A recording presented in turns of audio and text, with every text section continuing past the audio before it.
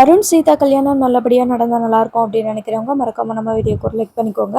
இப்போது நம்ம எல்லாருமே ப்ரோமோவில் பார்த்துருப்போம். அதில் வந்துட்டு சீதாவுக்கு நகை வாங்கிட்டு வந்து வைக்கிறாங்க. மீனாவும் ஸ்ருதியும் வந்துட்டு நகையெல்லாம் பர்ச்சேஸ் பண்ணிட்டு வந்து நேராக பூஜை ரூமில் வந்துட்டு மீனா வைக்கிறாங்க. அதாவது நகை வாங்கியிருக்கிறோம், ஒரு வழியாக சீதா கல்யாணத்துக்கு தேவையான நகையெல்லாம் வாங்கியாச்சு அப்படின்னு சொல்லிட்டு சாமி முன்னாடி வச்சு ப்ரேயர் பண்ணிவிட்டு அதுக்கப்புறமா நம்ம எடுத்துக்கலாம் அப்படின்னு சொல்லிட்டு பூஜை ரூமில் வச்சுருக்குறாங்க. இப்போ ஸ்ருதி கூட இல்லை நீங்கள் ரூம்குள்ளே வச்சுக்கோங்க அப்படின்ற மாதிரி சொல்ல, எங்களுக்கு தான் ரூமே இல்லையே, பரவாயில்ல நான் இங்கேயே வச்சுக்கிறேன் பூஜை ரூமில், யார் எடுக்க போகிறா ஸ்ருதி அப்படின்ற மாதிரி சொல்லிடுறாங்க. அப்போ தான் ரோகிணி வந்து அவங்களோட ரூமில் இருந்து பார்த்துட்டு அவங்களுக்கு ஒரு ஐடியா வருது. சரி, இவனுக்கு தினேஷ்க்கு வந்து பணம் வேணும், அதனால் இந்த நகையை வந்து எடுத்துகிட்டு போக சொல்லிடுவோம், கிட்டத்தட்ட அதுவே ஒரு 10 லட்சம் மதிப்பில் இருக்கும் அப்படின்னு சொல்லிட்டு இந்த ரோகிணி என்ன பண்ணுறாங்கன்னா தினேஷ்க்கு ஃபோன் போடுறாங்க. ஃபோன் போட்டுட்டு எனக்கு வந்து 10 லட்ச ரூபா வந்து என்னால் ரெடி பண்ண முடியல, ஆனால் அந்த இதுக்கு நான் நகையாக உனக்கு கொடுக்குறேன், நீ வாங்கிக்கிறியா அப்படின்ற மாதிரி கேட்குறாங்க. அந்த நேரம் தினேஷ் வந்துட்டு சிட்டி ஆஃபீஸில் தான் இருந்ததுனால ஸ்பீக்கர் போட்டு பேசுகிறாங்க. உடனே நகையா, உனக்கு ஏது நகை அப்படின்னு சொல்லும்போது, சரி எதுவோ எனக்கு நகையாக கொடுத்தாலும் சந்தோஷம்தான், கொண்டு வந்து கொடுத்துரு அப்படின்ற மாதிரி சொல்கிறாங்க. அப்போ ரோகிணி இருந்துட்டு, இல்லை நான் கொண்டு வந்து தர முடியாது, ஆனால் நீ எங்கள் வீட்டில் வந்து நகை எடுத்துக்கலாம் அப்படின்னு சொல்ல, எனக்கு ஒன்றும் புரியல, திருட சொல்கிறியா அப்படின்ற மாதிரி கேட்குறாங்க.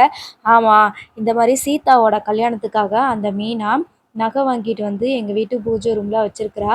நான் வந்துட்டு எங்கள் வீட்டில் யாருமே கிடையாது, எல்லாருமே வெளியில் போயிட்டாங்க, கொஞ்ச நேரத்தில் ஸ்ருதியும் மீனாவும் வெளியில் கிளம்பிடுவாங்க, அதனால் நீ வந்து அந்த நகையை எடுத்துகிட்டு போ, நான் வந்து டோரை லாக் பண்ணாமலே வச்சுருக்கிறேன், ஏன்னா கடைசியாக நான் தான் இங்கேருந்து வெளியில் போவேன், அதனால் நான் டோரை வந்து லாக் பண்ணாமல் வச்சுருக்கிறேன், நீ ஈஸியாக வந்துட்டு பூஜை ரூமில் வந்து அந்த நகையை எடுத்துக்கோ, அவ்வளோதான் பண்ண முடியும், எனக்கு தேவை வந்துட்டு உனக்கு வந்து பணத்தை செட்டில்மெண்ட் பண்ணணும், ஆனால் நான் எடுத்த மாதிரி தெரியக்கூடாது அப்படின்னு சொல்லிடுற.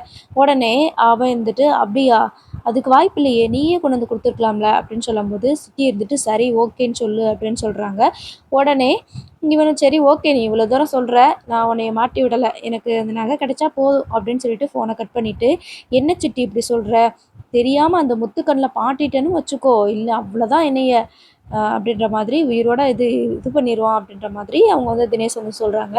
அதுக்கு சிட்டி இருந்துட்டு, கவலைப்படாத, நீ அந்த நகையை வந்து எப்படியாவது எடுத்துரு, அதான் அந்த ரோகிணி இருக்காங்கல்ல, அவங்க கண்டிப்பாக உனக்கு ஏதாவது உதவி பண்ணுவாங்க, அவங்க சொன்ன மாதிரியே வந்துட்டு நீ கரெக்ட் டயத்துக்கு போயிட்டு அந்த நகையை எடுத்துரு, எனக்கு இதில் இன்னொரு லாபமும் இருக்குது, சீதா கல்யாணத்துக்கு தானே அந்த நகையை சேர்த்து வச்சுருக்குறாங்க, இப்போது சத்யா வந்துட்டு என்கிட்ட பணத்தை கேட்பான்னு நினச்சேன், ஆனால் அவன் பணத்தை கேட்க வரலை, எப்படியாவது அவனை என் பக்கம் இழுக்கணும், இப்போ அந்த நகையை நீ எடுத்துட்ட அப்படின்னா சத்யாவுக்குமே வந்து பணம் தேவைப்படும், அவன் என்கிட்ட வந்து கேட்பான், கல்யாணம் பாதியிலே நிற்கும், ஸோ அது நிற்கக்கூடாதுன்றதுனால அவன்கிட்ட ஏதாவது பேசி சத்யாவை என் பக்கம் இழுத்துருவேன், அவ்வளோதான், அதனால தான் சொல்கிறேன், ஒரே கல்லில் 2 மாங்கா நம்ம வந்து அடித்த மாதிரி, அதனால் உனக்கும் ரூபா வந்த மாதிரி இருக்கும், எனக்கும் சத்யாவை என் பக்கத்தில் இழுத்த மாதிரி இருக்கும், சத்யா வச்சு தான் முத்துவை பழி வாங்க முடியும் அப்படின்ற மாதிரி பிளான் பண்ணுறாங்க.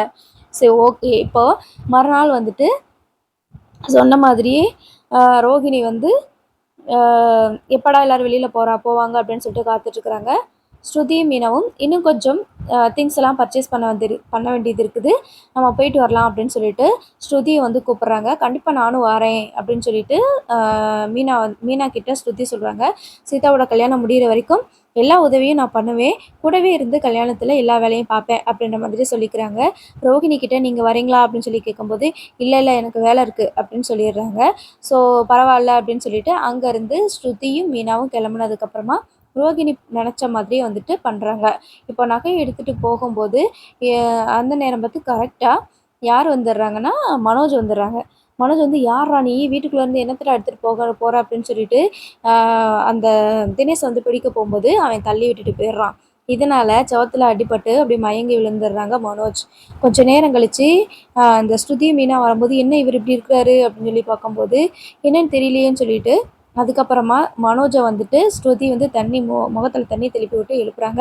அந்நேரம் வீட்டுக்கு எல்லாருமே வந்துடுவாங்க. வந்ததுக்கப்புறமா நேராக மீனா வந்துட்டு பூஜை ரூமில் போய் பார்க்கும்போது நகை இருக்காது. ஐயோ நகையை காணுமே அப்படின்ற மாதிரி அழுக ஆரம்பிக்கிறாங்க. அப்போ தான் என்ன நடந்துச்சு அப்படின்னு மனோஜ்கிட்ட கேட்கும்போது, எவனோ ஒருத்தன் முகத்தெல்லாம் மூடிட்டு வந்தான், நம்ம வீட்டுக்குள்ளே இருந்து தான் வந்தான், நான் அவனை வந்து பிடிச்சேன், என்னத்த எடுத்துகிட்டு போகிறான்னு நினச்சிட்டு அடித்தேன். அவன் வந்து என்னை தள்ளி விட்டுட்டு ஓடிட்டான் அப்படின்ற மாதிரி சொல்கிறாங்க. இப்போது மீனா வந்துட்டு ரொம்ப கவலைப்படுறாங்க. என் தங்கச்சி கல்யாணத்துக்காக இருந்த நகையை வந்து இப்படி எடுத்துகிட்டு போயிட்டாங்களே, அது மட்டும் இல்லை மாமா கொடுத்த பணத்தையும் நான் இங்கே தான் வச்சுருந்தேன் அப்படின்ற மாதிரி சொல்லி அழுகிறாங்க. விடு மீனா, அவனை நம்ம எப்படியாவது கண்டுபிடிச்சிடலாம் அப்படின்னு சொல்லும்போது, முகத்தை பாத்தியாடான்னு கேட்கும்போது மனோஜ் வந்து பார்க்கல அப்படின்னு சொல்லி, அப்போது நம்ம வீட்டுக்குள்ளே வந்து திருடுனா யாரும் பூட்டிட்டு போகலையா அப்படின்ற மாதிரி கேட்க, யார் கடைசியாக போனதுன்னு கேட்க, ரோஹிணி வந்துட்டு நான் தான் போனேன், ஆனால் எல்லாமே லாக் பண்ணி வச்சு தான் போனேன் அப்படின்ற மாதிரி சொல்கிறாங்க.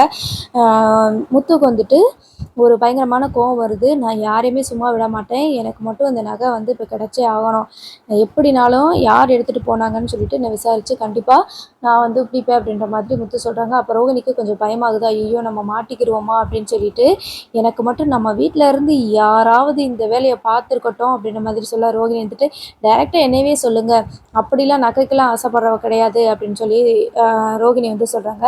அதுக்கு விஜயா இருந்துட்டு, ஆமாம் ஆமாம் திருட்டு நகைன்னா இவளுக்கு ரொம்ப பிடிக்கும்ல, திருட்டு நகை ஒரு வேளை இவளே கூட திருடி இருக்கலாம். ஏன்னா அந்த லேடி கூட என்கிட்ட அப்படி தான் சொல்லுச்சு, என் நகையை திருடினது ஒரு திருடின்னு சொல்லுச்சு, ஒருவேளை இவளே கூட திருடி இருக்கலாம் அப்படின்ற மாதிரி சொல்கிறாங்க.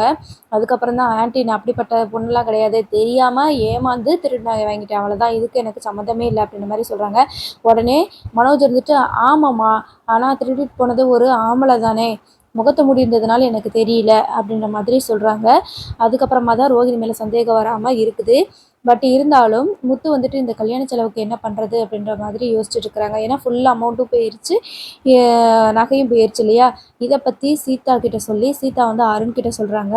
அங்கே இருக்கிற சிசிடிவி எல்லாம் நம்ம செக் பண்ணி பார்க்கலாம் அப்படின்ற மாதிரி சொல்கிறாங்க. அது மட்டும் இல்லாமல் அருண் வந்துட்டு, உங்களுக்கு என்ன இப்போ உனக்கு 7 பவுன் வேணும் அவ்வளோதானே அப்படின்னு சொல்லிட்டு சீதாவோட அதாவது சாரி அருணோட அம்மா வந்து என்ன பண்ணுறாங்கன்னா, சீதாவுக்கு எங்கள் வீட்டுக்கு வரப்போகிற மருமக அப்படின்னு சொல்லிட்டு அவங்களும் ஒரு 10 பவுண்டில் நகை கொண்டு வந்து கொடுக்குறாங்க. இதை போட்டுக்கோ அப்படின்னு சொல்லிட்டு கொடுக்குறாங்க. இல்லை வேண்டான்னு சொல்லும்போது, எனக்கு வந்து நீ மருமகளாக வந்தால் மட்டும் போதும், நகையெல்லாம் வேணும்னு அவசியமே இல்லை, தாராளமாக நீ வா அப்படின்ற மாதிரி சொல்கிறாங்க. முத்து என்ன பண்ணுறாங்கன்னா, அவங்களோட காருக்கு வந்துட்டு ஃபினான்ஸ் வாங்கியிருந்தாங்க இல்லையா, அதில் ஒரு காரை விற்று தான் அதில் வர்ற காசை வச்சு கல்யாணத்தை நடத்துகிறாங்க. ஸோ இப்படி தாங்க வந்து கல்யாணமும் நடந்து முடியுது. நகையை திருட்டு போனது போனதாகவே இருக்குது. அது யார் அப்படின்னு சொல்லிட்டு இனி வர எபிசோடில் தான் கண்டுபிடிப்பாங்க அப்படின்னு சொல்லிட்டு நினைக்கிறேன். அது போக இந்த கல்யாணத்தில் வந்துட்டு நிறைய கலாட்டாஸ்லாம் பண்ணிகிட்ருக்குறாங்க. இந்த விஜயை என்ன பண்ணுறாங்க அப்படின்னா, இப்படியே வந்துட்டு பெரிய இட சம்மந்தம் அமைஞ்சிருச்சு, நம்மளை மதிக்க மாட்டாளுக இவளுக, அதனால் இந்த கல்யாணத்தில் எப்படியாவது ஒரு குழப்பத்தை உண்டு பண்ணணும் அப்படின்னு சொல்லிட்டு நினைக்கிறாங்க. ஸோ இதனால் முத்து தான் பாதிக்கப்படுவாரோ அப்படின்னு சொல்லிட்டு வெயிட் பண்ணி தான் பார்க்கணும். சரி என்ன தான் நடக்குன்னு பார்க்கலாமே. மறக்காமல் நம்ம சேனலை வந்து நீங்கள் சப்ஸ்கிரைப் பண்ணி வச்சுக்கோங்க. அண்ட் தேங்க்ஸ் ஃபார் வாட்சிங்.